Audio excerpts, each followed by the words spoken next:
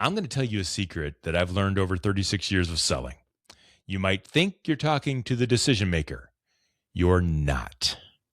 There's someone else involved, and we're going to talk about that next on Purpose Under Pressure. Well, welcome back. My name is Bryan, and this is Purpose Under Pressure. It's a podcast about developing sales, leadership, success on purpose, under pressure. It's brought to you by the professional sales and leadership training team at Sandler by the Ruby Group. You'll find them in Akron and Columbus, Ohio. They're in Jacksonville, Florida. They're in Capital Region, New York. They do their work on purpose so that you and your team can represent that way. And if you're leading a team, if you're in charge of their results, if you're responsible for their success, you want to have them do it the way you would have them do it, on purpose, with the right training, being able to make the right decisions with or without you, being able to onboard the right clients with or without your input. That's how we have a sales team developed full of leaders.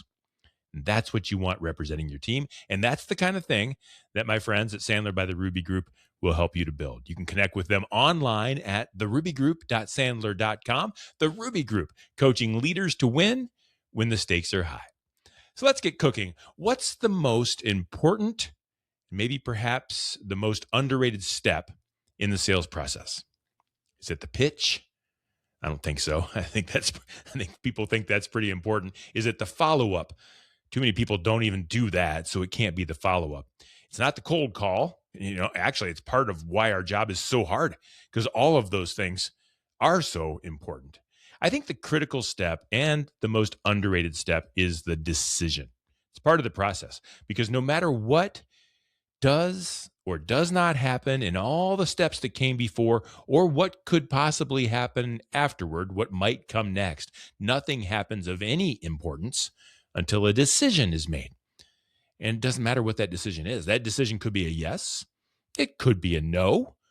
Please don't make it a maybe. Don't let that be the case. But it could be a decision to be made later with clear steps towards a decision in the future. No matter what, though, a salesperson wants a decision. And so track with me here. The only way we can get a decision, no matter what it is if we're talking to the decision maker, right? True? The only way we can get a decision is if we're talking to the decision maker, at least if we're going to impact the decision. I mean, I guess you can let someone else on their team take your pitch and take your reasons to buy and your personality and say, go to bat for you. Hope they get it right. That's an option. It's not a good one.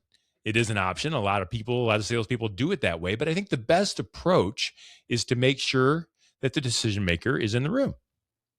Make sure they're in the room. Make sure they're hearing your pitch. Make sure they're being part of your follow-up. Now, that's not easy. It's not easy. Why? Why? Because even if you think you have the right set of ears in the room, you're pretty sure you've got the right person with the right title on their business cards. And even then, trust me, there is always someone else. You can count on this. Prepare for this. There is always someone else in the decision-making process.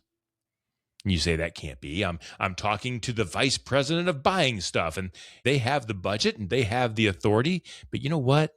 They're going to check with someone on their team to make sure. They're going to check with someone. Maybe you're talking to the CEO and he has the authority to make the decisions. In fact, people want him to make the decisions, but he wants input from those on his team that will be directly involved with your implementation of the services or products. He's going to ask people, are you talking to the owner? I mean, that's the decision maker, right? Buck stops here. Sure. But he or she is probably married. And when's the last time that you made a big decision in your personal life, in your business life, without talking to your spouse? It doesn't happen. The point is, the person you're talking to is going to talk to someone about you. They might talk to a reference and let their review make their decision for them, but they're going to talk to someone. Bottom line, there's always something else.